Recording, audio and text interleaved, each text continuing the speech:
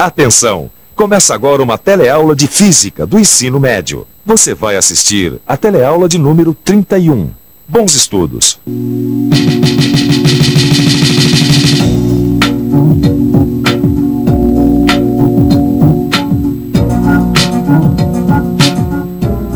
Para a maioria de nós, é tão normal olhar as coisas que nos cercam, como os objetos e a natureza, que muitas vezes a gente esquece de pensar sobre a importância da luz. É verdade. Olha, nós só podemos enxergar as coisas porque elas refletem luz. Se o meu corpo e as minhas roupas não refletissem luz, de nada adiantaria os refletores estarem me iluminando. Bom, eu estou dizendo isso porque a partir da teleaula de hoje, o assunto de física vai ser a ótica. Você vai entrar neste interessante universo da visão. Você vai estudar os fenômenos relacionados com a propagação da luz e muitas outras coisas dentro deste tema. E na teleaula de hoje, você vai começar aprendendo os princípios da ótica geométrica e vai conhecer como esses princípios afetam nossa vida cotidiana. E agora, muita atenção. Luz, câmera, ação. A nossa teleaula está apenas começando.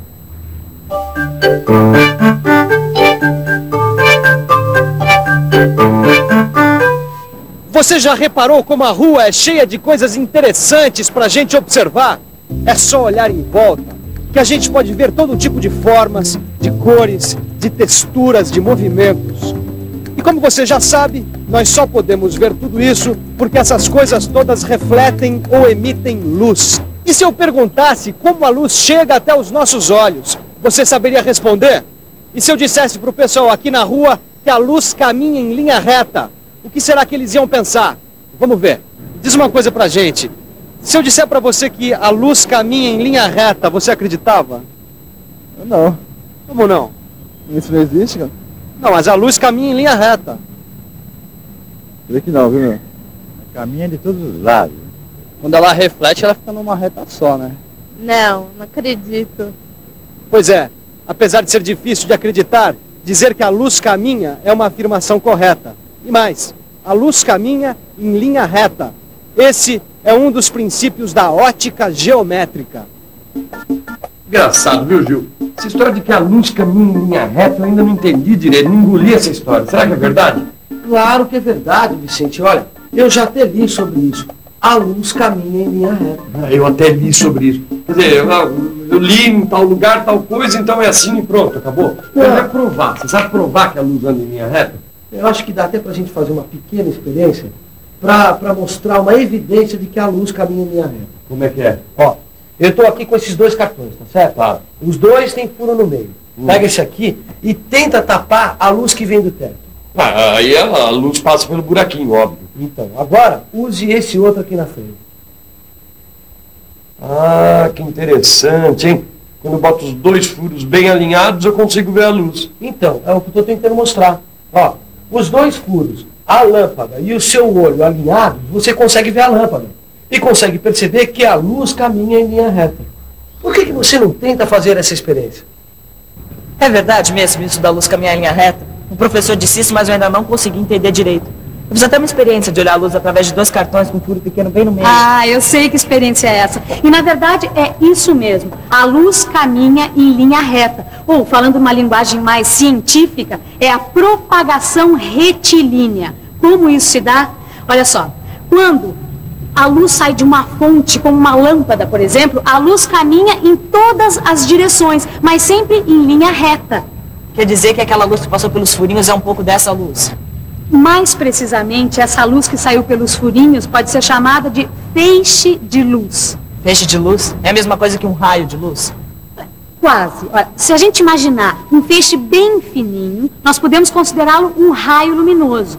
Olha só, para simplificar, cada direção para onde a luz é emitida é um raio luminoso dessa fonte de luz, entendeu? Certo. Mas o que é ótica geométrica? Eu nunca tinha ouvido falar nisso. Ah, mas não é difícil de entender. Acontece que esses raios luminosos têm a sua trajetória modificada quando eles encontram pela frente um certo tipo de objeto. Como, por exemplo, esses que nós temos aqui. Olha só, um espelho, um bloco de vidro e uma lente. Esses objetos são chamados de sistemas ópticos. Como eu estava falando, quando um feixe de luz incide, quer dizer, quando ele bate num sistema óptico, acontece alguns fenômenos como a reflexão ou a refração. E justamente para explicar esses fenômenos, se criou um conjunto de leis que foi chamado de ótica geométrica. Ô, Gil, para entender um pouco melhor essa história de lei de refração, de reflexão, vamos fazer uma experiência para entender isso melhor? Sabe que tem uma experiência muito simples que pode exemplificar muito bem isso aí? É mesmo? Só que nós vamos precisar do seguinte: uma lâmpada com filamento reto, uma caixa com uma fenda, que proporcione um feixe de luz, entendeu? Nós vamos precisar também de um bloco de vidro ou de acrílico. Tá tudo na mão. Agora, é importante fazer essa experiência com pouca luz, né? Vamos ver essa experiência aí. Vamos lá. Aqui. Isso, Vicente. Agora, Vicente, isso, acende a luz, a lâmpada. Tá aqui, ó. Tá vendo esse feixe de luz aqui? Nós vamos incidir ele no bloco. Tá certo? Olha lá o resultado. Agora podemos ver o feixe incidente. Um feixe que bate no bloco e é refletido, e o outro que penetra no bloco, o feixe refratado. Agora entendi o que você está querendo demonstrar. Na verdade, nós temos aqui os dois fenômenos, a reflexão e a refração da luz, não é isso? Exato. A luz que sai da caixa é a luz incidente. A parte da luz que bate no bloco e muda o seu trajeto, mas sempre caminhando pelo ar, é a luz refletida. Agora, a outra parte da luz que muda de direção ao passar de um meio transparente, o ar, para outro meio transparente, o bloco, é a luz refratada. Que legal, hein, Gil? Bom, agora as minhas ideias já estão um pouco mais iluminadas sobre esse assunto, mas eu gostaria de ficar mais por dentro ainda. E você, não gostaria?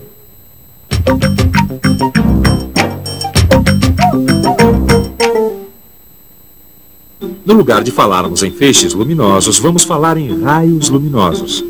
Veja o que acontece. O ponto I, onde o raio incidente toca o bloco de acrílico, é chamado de ponto de incidência. Agora vamos medir os ângulos que fazem esses raios. Mas para isso vamos precisar de uma referência. Poderíamos, por exemplo, traçar uma perpendicular à superfície do prisma, passando pelo ponto de incidência.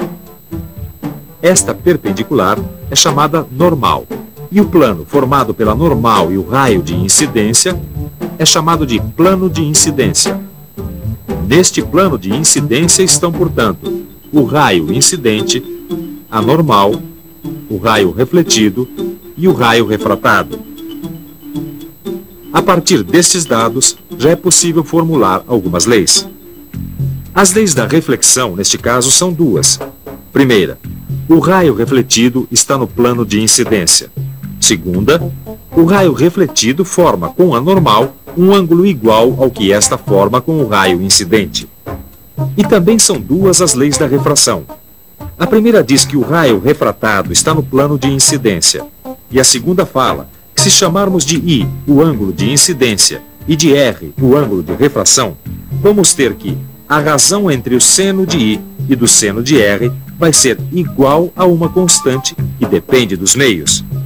Em outras palavras, isto quer dizer que um raio luminoso, ao passar do ar para a água, é desviado de um modo, e se passasse do ar para o vidro, teria um desvio diferente.